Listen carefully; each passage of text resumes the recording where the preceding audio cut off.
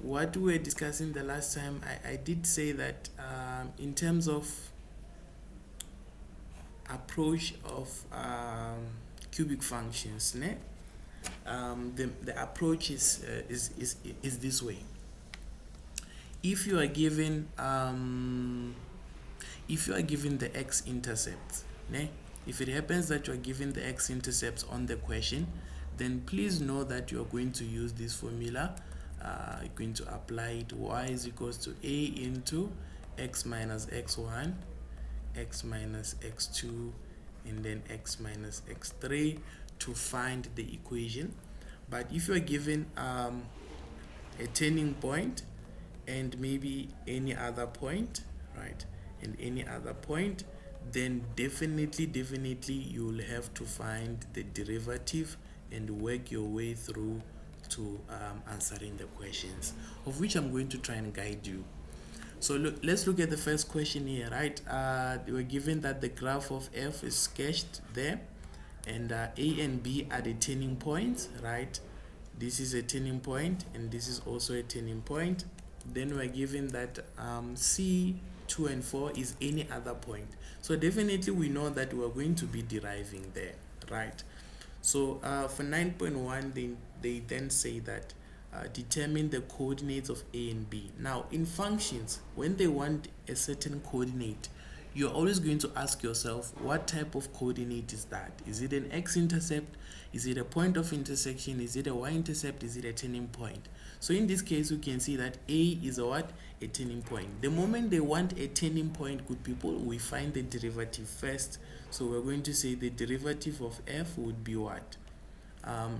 Let's maybe write f first.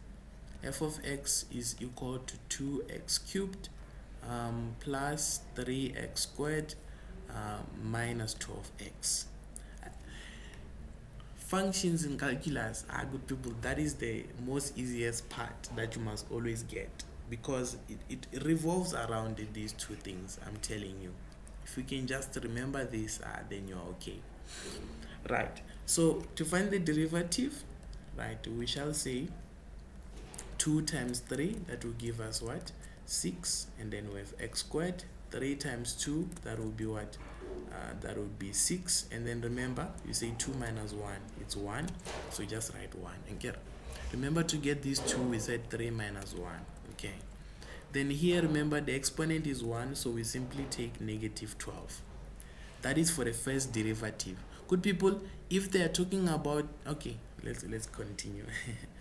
So now that we have this, let's remember that at the turning points, the derivative will be equal to 0.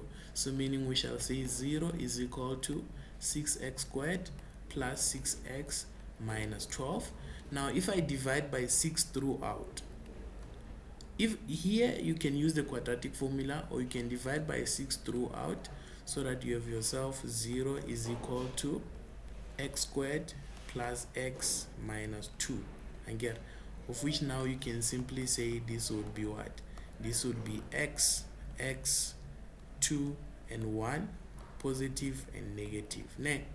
So therefore from that you can then deduce that therefore x will be 1 or x will be negative 2.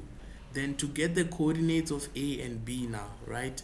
Remember, you only got the x values, so it means that for these points here, we know that x here is going to be negative 2, because remember, x is 1 will be here, so this one x is 1, but we don't know the y values, right? So how do we get the y values? Now let's remember, to get the y values, you would say, so what would you say there? You would substitute into the original equation, okay? So you say f of 1 is equal to, where you see x you put 1,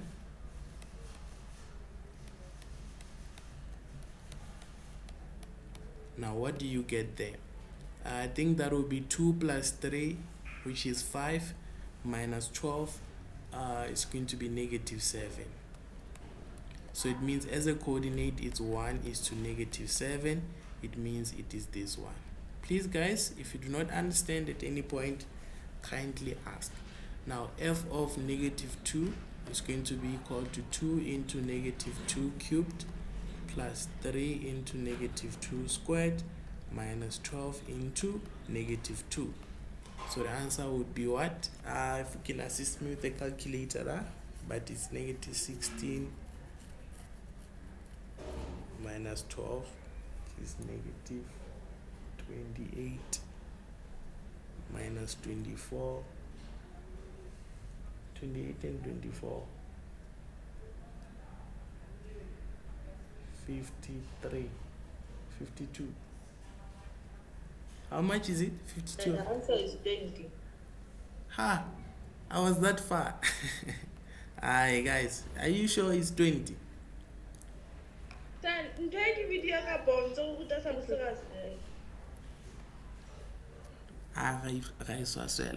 we are just playing games. Yeah.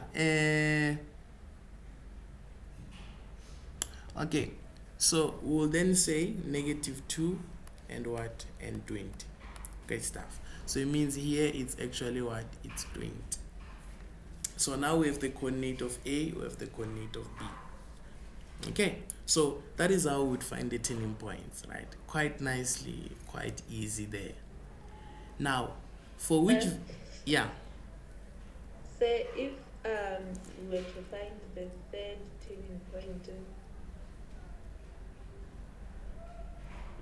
The third turning point. Yes, then, like Akio said, if we have to find like 3 turning points, then you find this 2 first, then we use that one here, x is equals to 1. When you draw that, quite fine.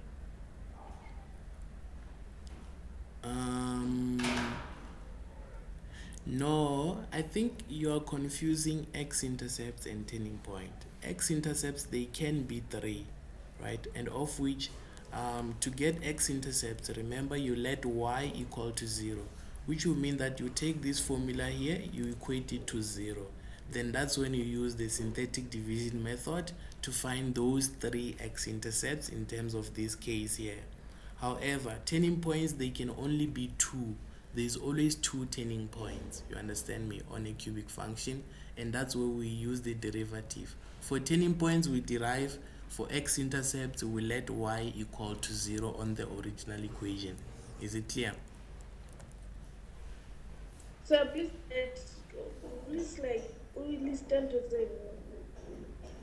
List how? Let me see if I can write it somewhere. Ne? Like make you know okay, let me see if I can have, yeah. So what I'm saying is that to find the turning points, right? Turning points, also known as stationary points, ne? You find the derivative. Now I'm just going to assume we're working with f. You find the derivative, and then after that you equate it to 0. Then after finding the derivative, let me write it here. After finding the derivative, you are then going to get some x values. Ne? You're going to get what? X values. Now, sub in those x values into the original equation. So substitute those x values into the original equation to get the turning points. Okay, to get the turning points.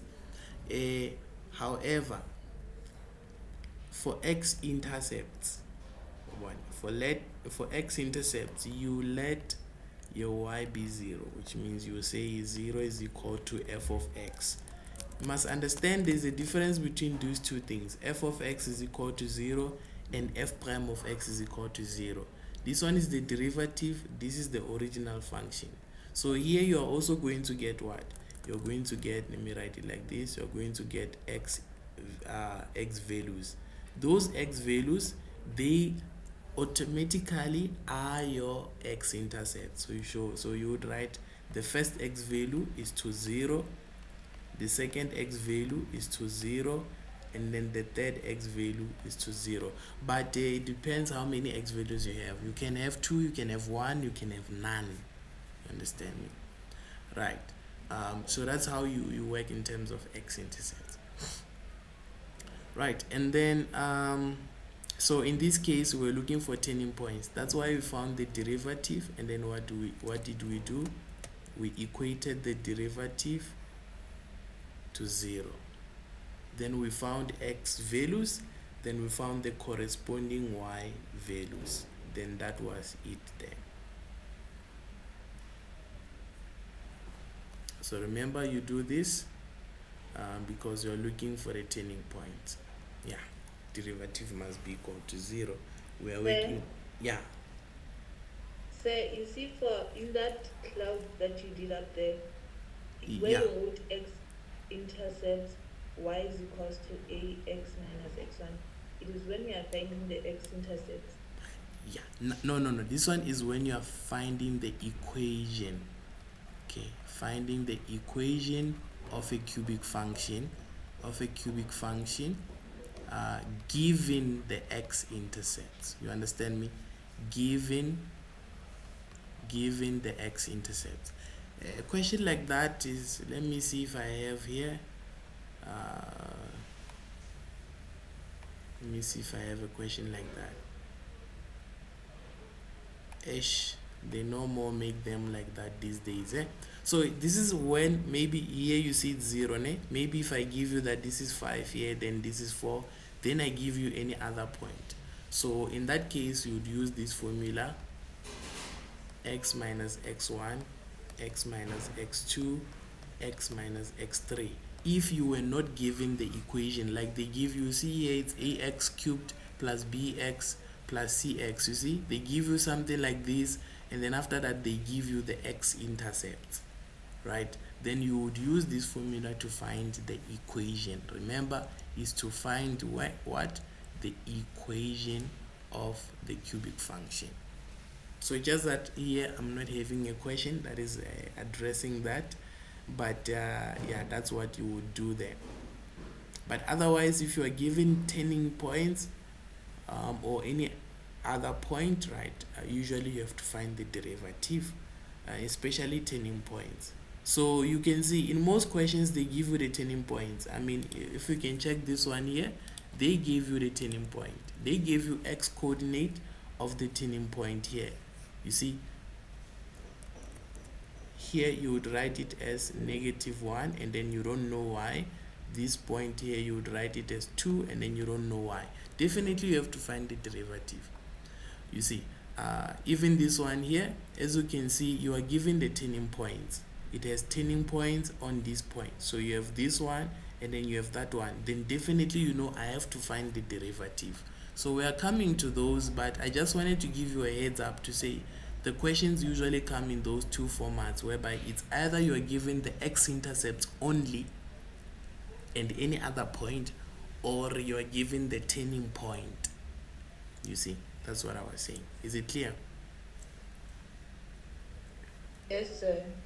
Great stuff. Then here now, right, so for this one, we're also here on this one, we're given the full equation. So if they give us the full equation, which means we are the ones to find the turning points. But if they give us the turning points, we are the ones to find the equation. That's how it works. Right. Now, 9.1 we did. Then we can go to 9.2. I hope that this was clear on how we got the y values. If I can just remove it. We substituted into the original equation, so please do remember that. So now we can try to look at that. Okay, let me take my notes there. Yeah, good. Let me write them down there. Yeah, so this should be fine here. All right, so the next question, 9.2, it then says, for which values of x will f be concave up? Now, that is what I was talking about when I was saying concavity. Okay, this is a question that is asking about concavity. Now, What is concavity? Let's remember that a graph of a cubic function can be like this, whereby here it's x, and then here it is what? Here it is y.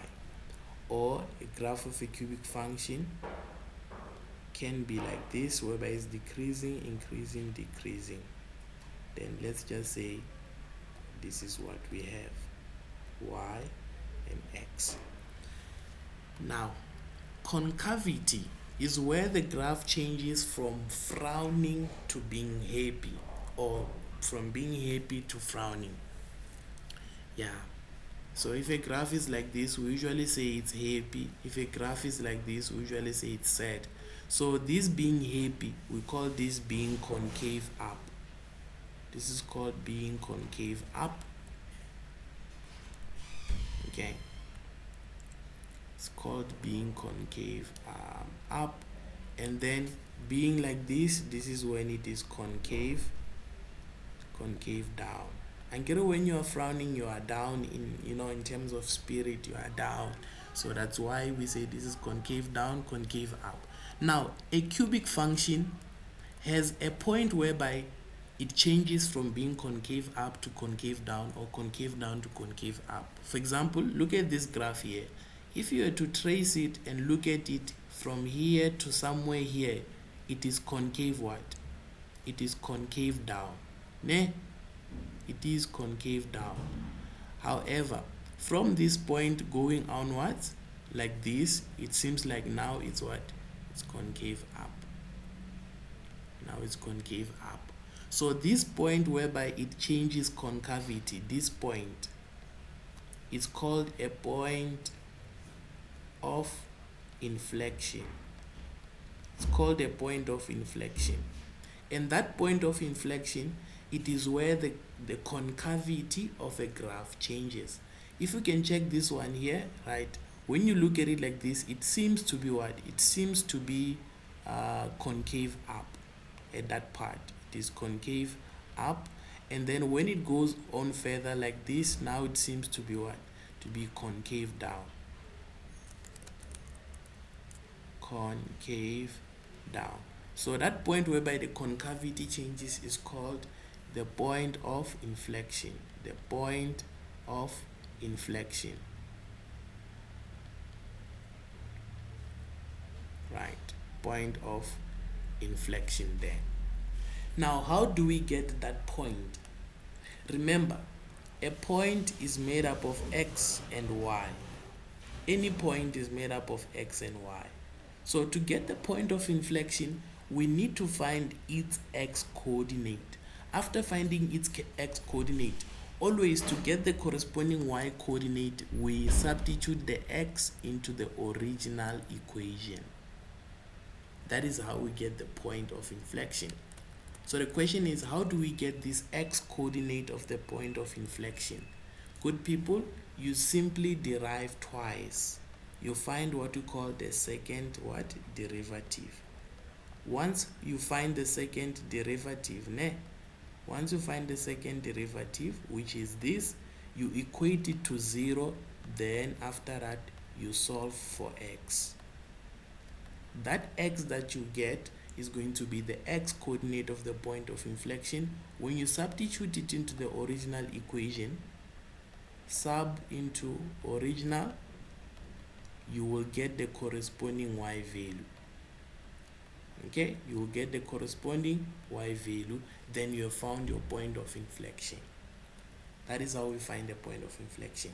For example, for this question, we can actually find the point of inflection by doing what?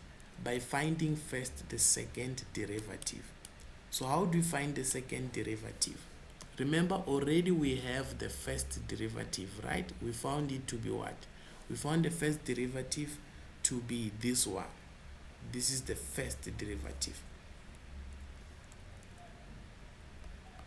This was our first derivative here, which is 6x squared plus 6x minus 12. Now, to find the second derivative, you're going to derive this first derivative by doing what? By saying 6 times 2 is what? is 12, and then you say x 2 minus 1 is 1. This one, the exponent is 1, so already you just take this number here. Then the derivative of a constant is 0. Okay, so from there, what do? You're going to equate this second derivative to 0 so that you can solve for x, right? Then you say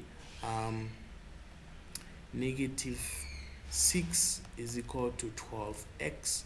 You divide by 12, you divide by 12, therefore x will be negative half. You see, this x is negative half. That is the x coordinate of the point of inflection. When you look at this graph, the point of inflection could be somewhere around here, whereby the graph is going to be changing concavity.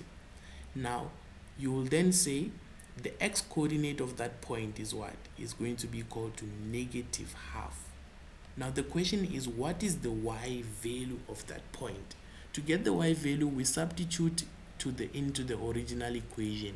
So we simply say f of negative half will be equal to 2 into negative half. If you could assist me with a calculator, plus 3 into negative half all squared minus 12 into negative half.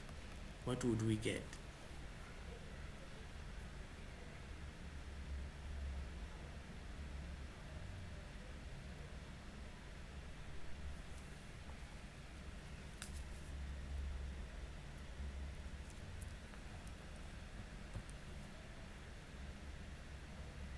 You got it?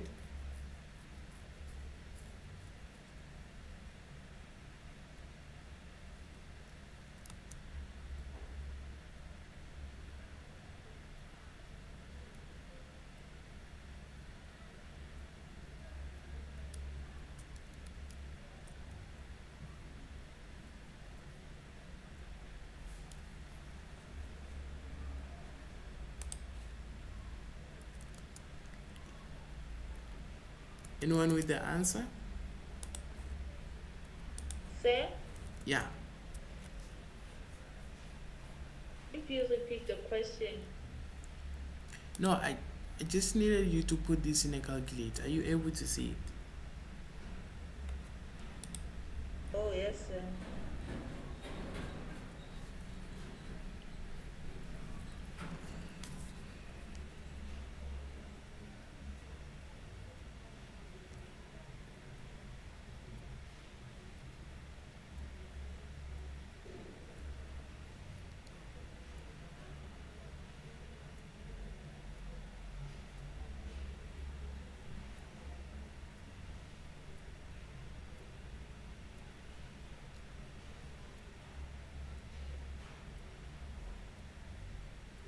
It gives you 13 over 2, which is 6.5.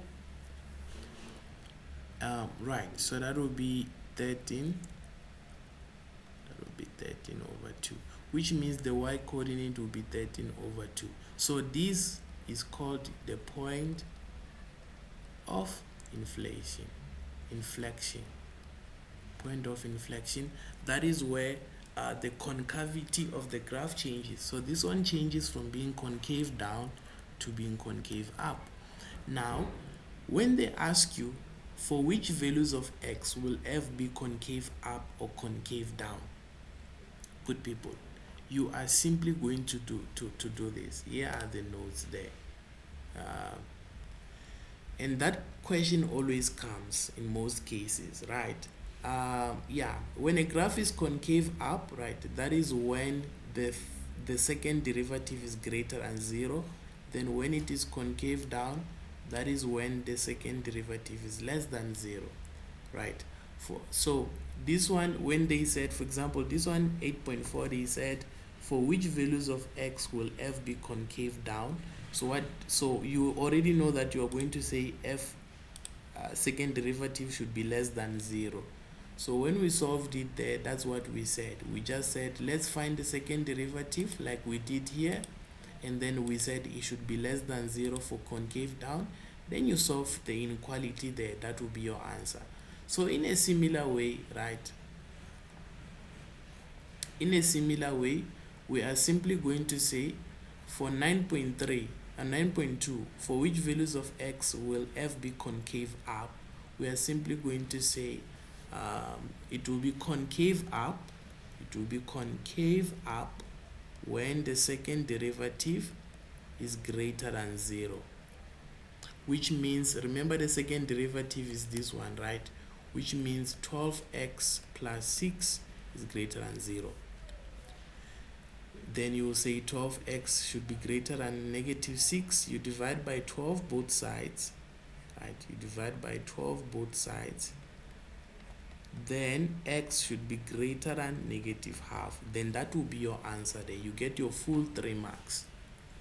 So you must just know that this one, what we did here, what I was doing here, this is, you do it when you have to find, this one you do it when you have to find the point of inflection. If a question said find the point of inflection, you are going to find the second derivative and equate it to 0. Then you solve for x as we did here. We found our x. And then after that, we sub that x into the original equation, which is what we did here. Then you would find the y value of the point of inflection. Then you would find that point. You do this only if a question said calculate or find the point of inflection. But when a question said for which values of x will f be concave up or concave down, for concave up you just say the second derivative must be greater than 0. For concave down, the second derivative must be less than 0. Then you solve for the inequality. Yeah, I hope that is clear then. Right. Right. And then 9.3 says determine the equation of the tangent to f at c. Right. Maybe let me write this, but okay, sorry, let me just take it a bit down so that we can check that question again. So please remember, guys, for 9.2, how we solve 9.2, we said for concave up, we're going to say the second derivative must be greater than 0. You find the second derivative. Well, f of x is 2x cubed plus 3x squared minus 12. The first derivative is 6x squared plus 6. Yeah, plus 6x minus 12. Then the second derivative is 12x plus 6. Then this second derivative is the one we're going to write here to say it must be greater than 0 for the graph to be concave up. So we say 12x, then we take the 6 to the other side, you divide by 12, you divide by 12, x should be greater than negative half. That is how you find concavity there. Then for 9.3, good people, they said determine the equation of the tangent to f at this point. This question, remember guys, when they say equation of a tangent, it means that we must find the first derivative. In terms of equation of a tangent, you find the first derivative, which was given as 6x squared plus 6x minus 12. Then good people, remember you are going to find the derivative at this x value. The x value there at that point is 2. Okay? So you are simply going to say the gradient at 2 is equal to 6 into 2 squared plus 6 into 2 minus 12, which means you say 6 times 4 plus 12 minus 12. So the answer should just be simply 24. Right? Yeah, 24 plus 12 minus 12. Yeah, the answer is 24, which means that, what does this mean? Therefore, the gradient of the tangent at that point is what? Is 24. Then remember guys, you then simply go to your formula, which is y is equal to mx plus c. The gradient is 24, x plus c. Then you're going to substitute the very same point, because this is x, this is y.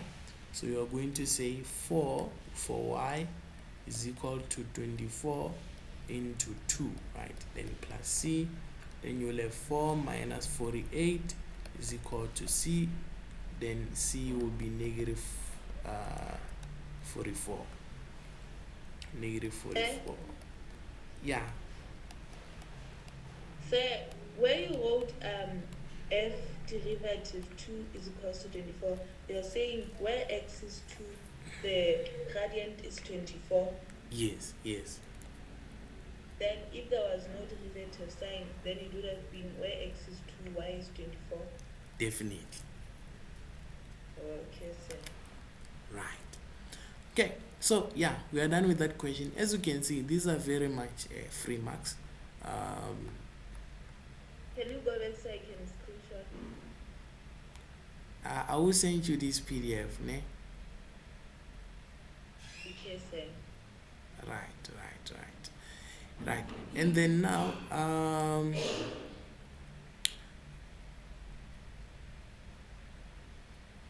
yeah, look at this question here, ne? I want you to look at this question. Yeah, very nice. And I think I'm not going to be able to do all of it. I think I want to show you something first. At 8.1, it says that show that the equation is this, which means we are not given a full equation. Look at it. You have B here, you have C, you have D. So we don't know what's happening. What is the full equation? However, we are given some information. They said it cuts the x-axis at these points. Good people, what are we given there? Can you spot what we are given there? We're given x-intercept. Yes, we're given the x-intercepts. And immediately we're given x-intercepts. It means for 8.1, we shall say y is equal to a into x minus x1, x minus x2, and then x minus x3.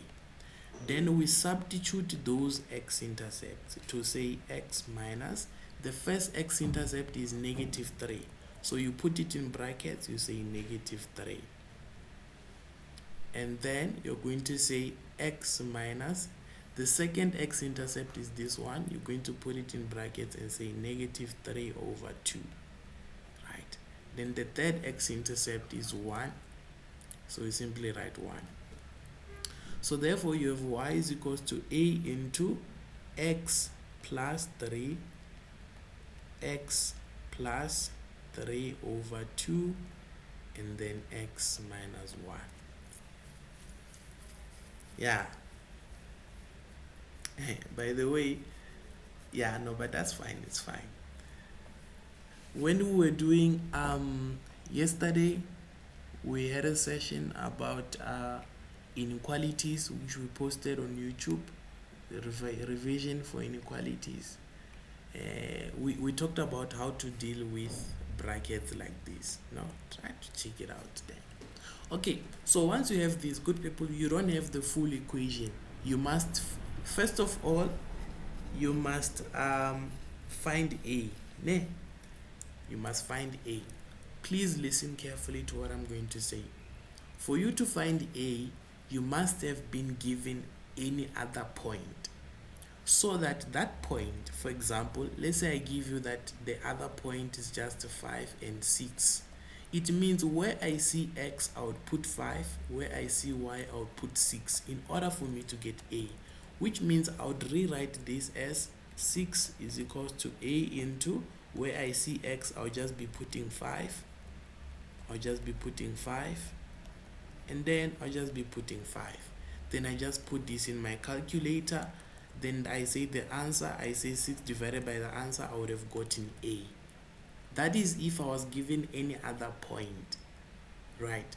That is why I said to you when we started that you must be given the x-intercept and any other point. Where did I write it? Yeah, here. I told you, oh, I forgot to include it. You must be given the x-intercept and any other point. You can't just be given the x-intercept. Right. So, when we look at our question here, are we given any other point, or we are just given the x-intercept? check it. We are just We're given not given. aha. If they don't give us any other point, it means they must give us A. It's always like that. If they don't give you any other point, you must be given A. And yes, you are given. This is A here, good people. Your A is -2. Sometimes they like to hide it. They just give you as x cubed. You must know your A is 1 if it is given like that. Okay, so in this case, our A is -2. So we don't have to calculate A. We simply have to substitute A as -2 here. Then we say x plus 3, right? X plus 3 over 2. And then we say x minus 1. Then after this, it's simply simplifying. Yeah. Now let's simplify. So you're going to say -2 x plus 3. You can deal with the two brackets first, these ones first, right? X times x, right? X times x, that will be x squared. X times -1, that will be -x. This times that will be 3 over 2x. This times that will be -3 over 2. Then you continue simplifying. -2 into x plus 3, right? X squared. Now you say -1 plus 3 over 2. That will be -1 plus 3 over 2. That is half x. Then you say -3 over 2. Then now you are now going to multiply this bracket inside. You say this times that, this times that, this times that. Then you come back and say this times that, this times that, and then this times that, right? So you are saying y is equal to -2 into x times x squared. That will be x cubed. X times half x, that will be half x squared. X times -3 over 2, that will be -3 over 2x.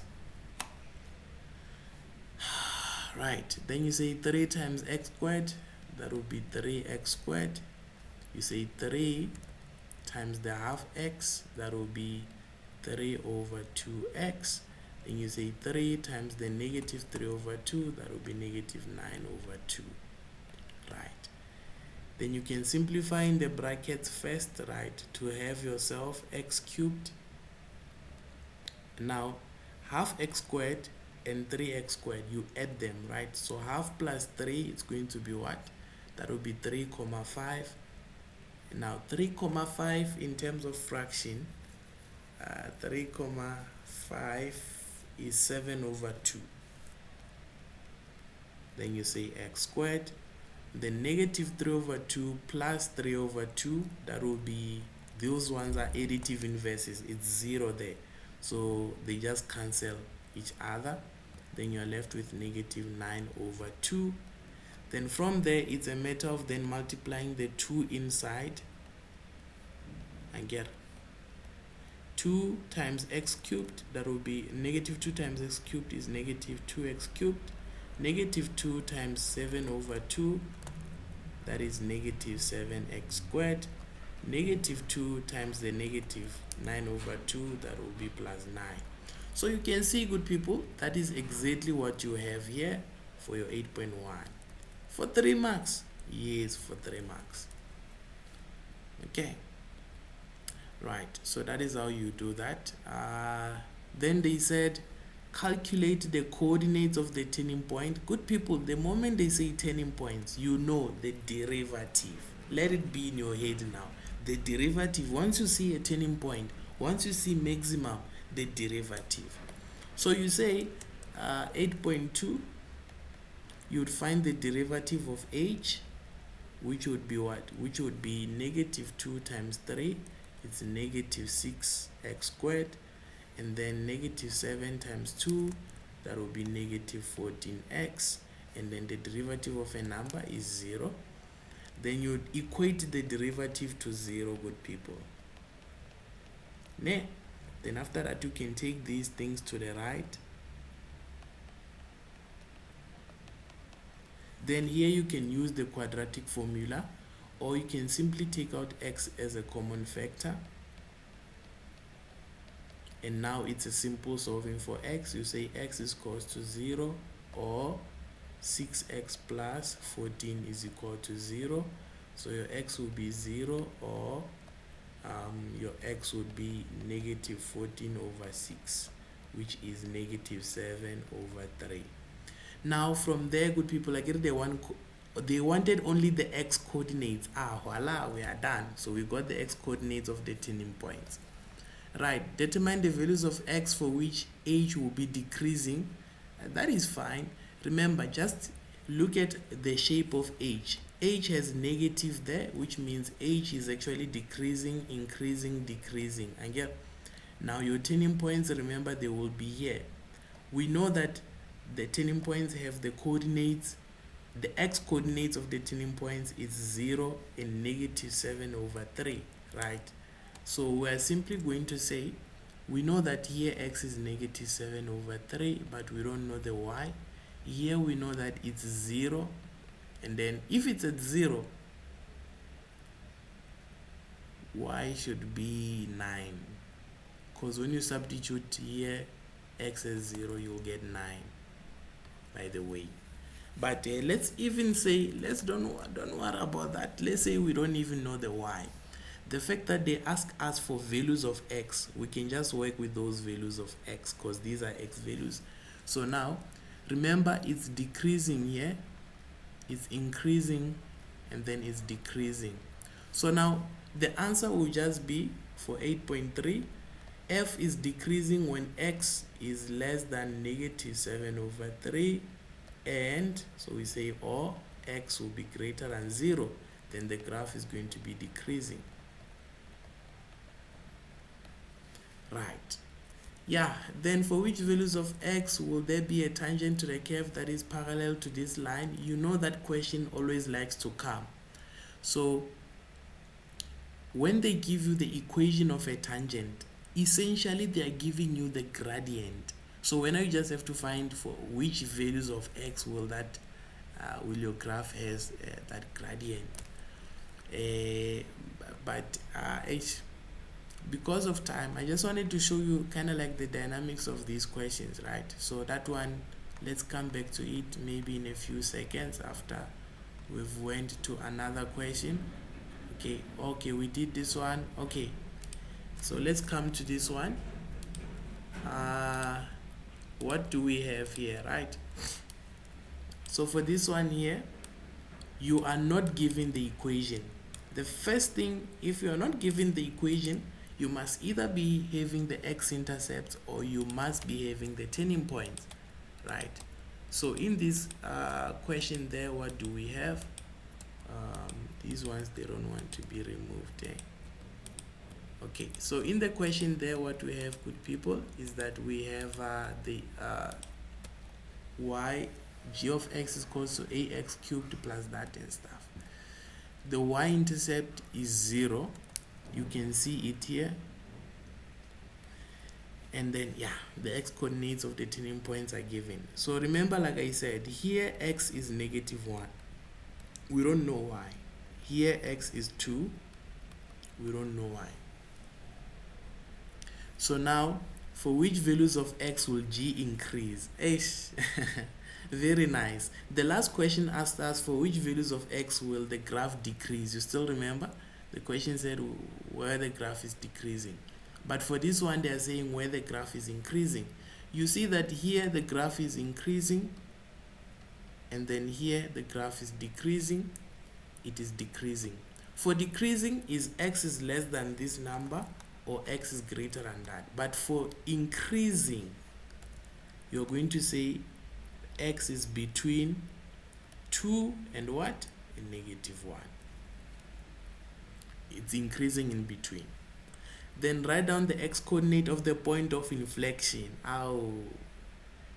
The x-coordinate of the point of what? The point of inflection. Now, remember I said the last time, to get the point of inflection, we need to find the second derivative, and then after that we solve for x. That will be the x-coordinate of the point of inflection. However, in this case, we don't even have the equation of g. So how do we find the x coordinate of the point of inflection? Well, you must know, good people, that there is a second method of finding the point of inflection. That second method is just to say x is equal to, you're going to check how many, you're just going to say x of the turning points, x coordinates of the turning points divided by 2, meaning you're just going to say x1 plus x2 divided by 2, whereby x1 and x2, they are the x coordinate of the turning points. So you can say, in fact, x coordinate of the turning point number 1, x coordinate of the turning point number 2 if you want. So you are simply going to say, what is the x of the first turning point? The x is -1. What is the x of the second turning point? It's 2. You divide by 2, then the answer is going to be what? Half. Which means the point of inflection, which is somewhere here, its x coordinate is going to be half. We don't know the y value. In most cases, as long as you know x in calculus, don't worry much about the y value, unless if they want the coordinate. Right, so that is how we can find the x coordinate of the point of inflection. Right, then the second question, what does it ask? It says that for which values of x will g be concave down? Which values of x will g be concave down? Good people, we know, right, 8.3, we know that the graph is going to be concave down when the second derivative is less than 0. Okay, now which automatically then means that when x is less than half, which is the x coordinate of the point of inflection. So remember, when you go to the left there, the graph is concave down. You can see it. The graph is what? Oh, sorry, they said concave down. Oh my goodness, sorry.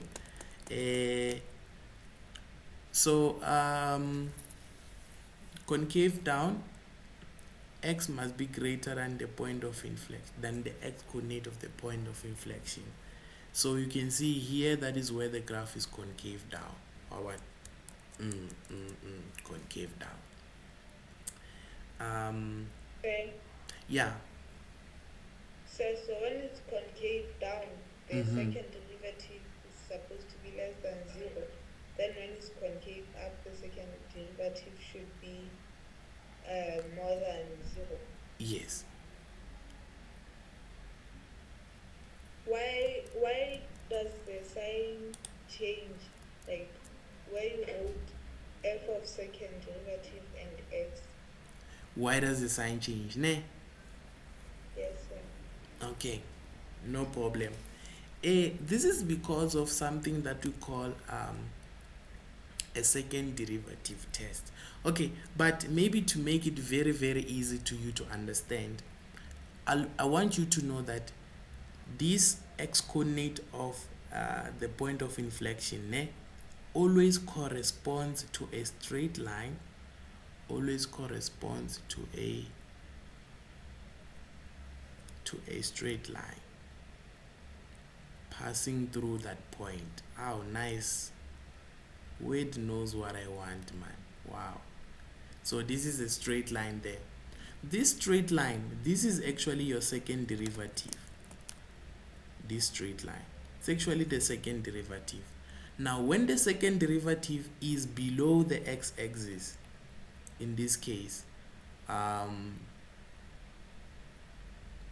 the graph is going to be concave down.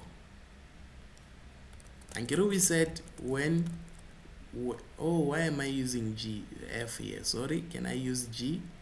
We said when the second derivative is less than 0, the graph is going to be concave down. This is because the second derivative is a straight line, right? So when the straight line is below the x-axis, the graph is going to be concave down. When the straight line is above the x-axis, the graph is going to be concave up. When the graph, this is when the cubic function is looking like this. But when the cubic function is looking like this, ne? And then you have a certain x and y axis there. If this is the point of inflection, the x coordinate is actually the x-intercept of a certain straight line, ne? And of which, when that straight line is above the x-axis, the graph is concave up. When it is below the x-axis, the graph is concave down. So all the time, this is talking about a straight line. The second derivative is a straight line. And when that straight line is below the x-axis, the graph is concave down. When it's above the x-axis, the graph is concave up. But when we talk about concave up or concave down in terms of the x coordinate of that point of inflection, we are saying, are we moving, should we move to the left or to the right for our graph to be concave up or concave down? So it always works in opposite. So to summarize it, or rather in simple terms, the signs are always opposite each other. This is concave down, ne? This is concave down, and then this is concave up, to summarize it. So I myself, I like to look at this one because it makes much more sense to say when the second derivative is positive, I know it's concave up. When the second derivative is negative, I know that it's concave down. Then I know that for the particular x coordinate of the point of inflection, the sign is just going to be flipped. That's what I know about. And then also, it's a lot of theory. It's also talking about the second derivative test, which I believe when we have time sometime we shall talk about it. But for now, if you can just know that, you'll be okay. Right.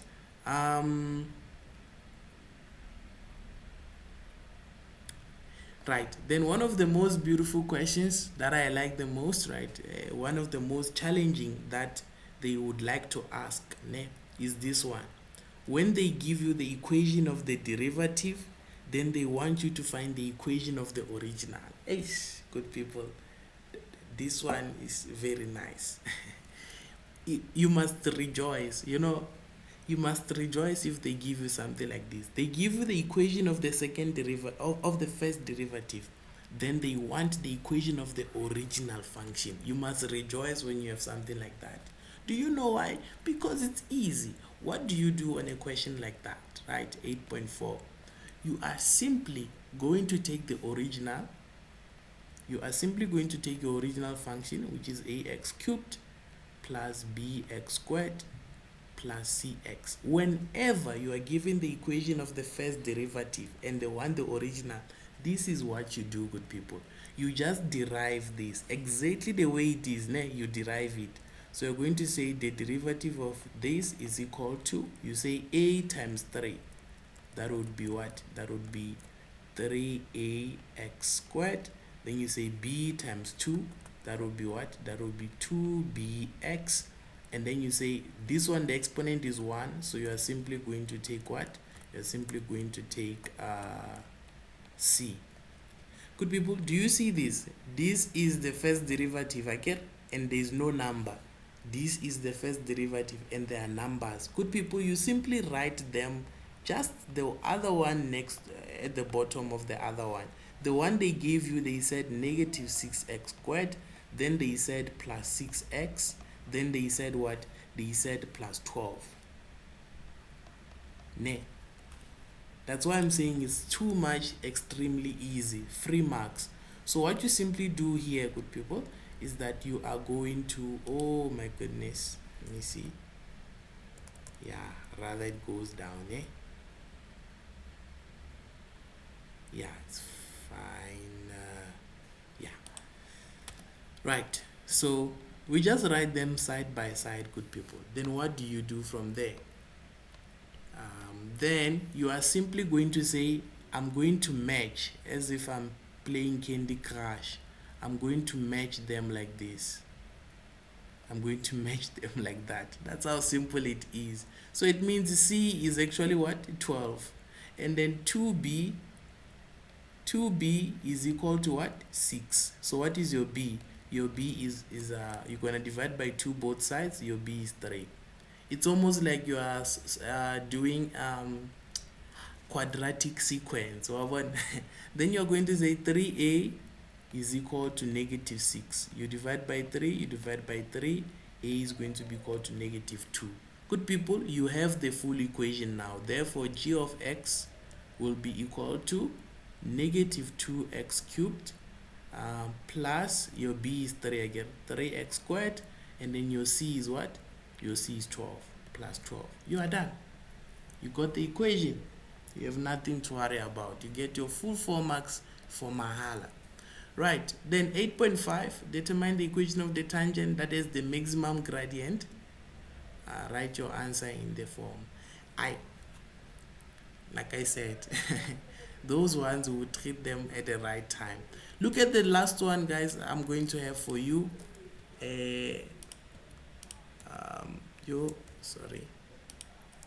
so that we analyze it also. I want you to look at it now. I want you to give you some time and tell me, just by looking at it, you see here you don't have the equation. They gave you that the turning point is this, and the other turning point is this. Right, guys, what are we going to do there? Are we going to use the formula of y is equals to a into x minus what, or are we going to derive? I think we're gonna derive. We are going to derive. So for 10.1, we're going to say h of x is equal to ax cubed plus bx squared. When we derive that, what are we going to have? We're going to have a times 3 is going to be, don't be afraid to derive even if there are no numbers. Please don't be afraid. You say 3ax, and then you say 3 minus 1 is what? Is 2. B times 2, it's what? Is 2b. And then you say x, 2 minus 1 is 1. Perfect. Now, what did we say about turning points? We said at turning points, the derivative is going to be equal to what? 0. So we're simply going to say 0 is equal to 3ax squared plus 2bx. Now, in this case, good people, we know that at one of the turning points, the x coordinate is what? Is 4.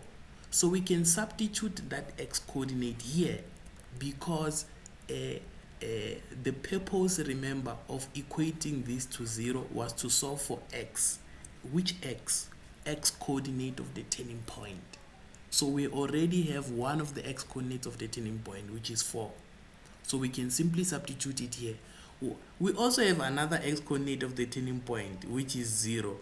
But 0 wouldn't help us, because once you substitute 0 here and 0 out, you have 0 is equals to 0. Now you can't do anything. So we'll use 4.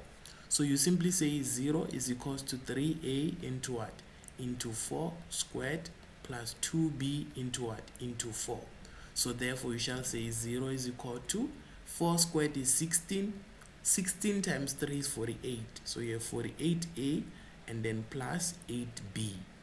Okay, good people, you name this your equation 1. You name this your what? Your equation 1. Then you go back to the original equation. You go back to the original equation, the very same point, you're going to substitute it into the original equation.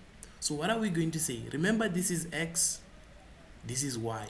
Where we see x, we're going to put 4 in the original equation. Where we see y, we're going to put 32 in the original equation. So we're simply going to say 32, which is y, is equal to a into x is what? X is 4 cubed plus b into x is what? X is 4 squared. So we say 32 is equal to 64a plus 16b. You name this what? Your equation 2. Good people, trust me, you then solve simultaneously. You are going to get a as -1 and b as 6. And once you have that, it means you have the equation of h. Then 10.2 says calculate the coordinates of a. What is a? A is simply the x-intercept. So you just let y equal to 0. Write down the values of x for which h is increasing. Good people, remember, this graph is decreasing here. This graph is increasing here. This graph is decreasing here.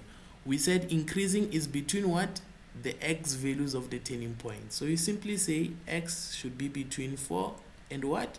And 0. You get your full 2 marks. When is the graph concave down?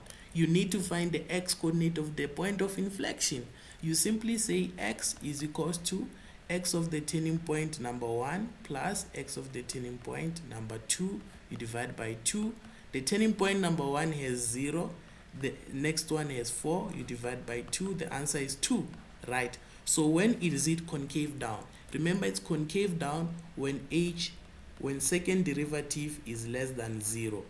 So you know that you have to say x must be greater than what? Than 2. Then you get your answers. Remember, the signs must always be opposite. Then you have your full marks there. Good people, just before we go, I wanted to show you this one, which is very, very nice, okay? Which is the same as what we did before, but now they give you in the form of a graph.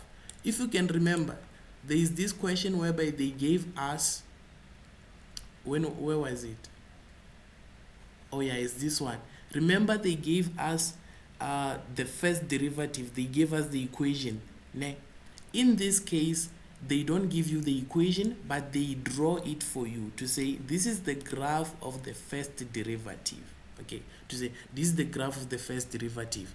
Then Mamela, they want you to find what? They want you to find the equation of it. Now, it's simply a parabola, nothing very difficult there. It's simply a parabola. So since it's a parabola for 8.1, we are simply going to say y is equals to, okay, we're given x-intercepts, I get. So for a parabola, we use, if we're given x-intercepts for a parabola, we use y is equals to a into x minus x1 and x minus x2, because it's a parabola. We're given 2 x-intercepts. Then remember, good people, x1 is what? Is the first x-intercept, which is negative 1 over 3. You see? And then you say x minus 1. Right? So which means y is equals to a into x plus 1 over 3, x minus 1. Good people, do you still remember how I said we find a? We said we substitute a point, any other point that was given. If they don't give us any other point, they must give us a in the question. But they didn't give us a, so we must substitute to get a. Where we see x, we'll put 0. Where we see y, we'll put 1. So we say 1 is equal to a into 0 plus 1 over 3, 0 minus 1. Then you simply say what? 0 plus 1 over 3 is 1 over 3. 0 minus 1 is negative 1. When you divide by that, both sides, right? What are you going to have for a? Therefore, your a is going to be 3, negative 3. And it's going to be negative 3. Then you go back here and substitute a now to say, therefore, y will be equal to negative 3 into x plus 1 over 3, x minus 1. Then now you simplify. X times x, that will be x squared. X times negative 1, that will be negative x. 1 over 3 times x, that will be 1 over 3x, right? And then 1 over 3 times negative 1, that will be negative 1 over 3. Then you are going to have what? Y is negative 3 into x squared. What is negative 1 plus 3? Right, that will be negative 2 over 3, x minus 1 over 3. I hope I'm not mistaken. Yeah, negative 3 over 3 plus, yeah, that is correct. Then now we say, therefore, we're going to have negative 3x squared plus 2x plus 1. Good people, this is the equation of the derivative. This is the equation of the derivative, right? So this is the derivative of x. So just as we're given in the previous question, we're given the derivative, right? What do we do, right? Okay, for this one you get your full 6 marks because this is m is going to be -3, n is going to be 2, k is equals to 1. You get your full marks. It is further given that f is this. They give you f now, which makes sense, right? Because when you derive f, you will see that you're going to get this first derivative. And get f here, f of x there, it's what? -x cubed plus x squared plus x plus 2. When you derive that, you're actually going to get what? -3x squared plus 2x plus 1, which is exactly this. Then you know, I'm good, I'm correct. Then they say, determine the coordinates of the turning point. If they want the turning point, what do we do?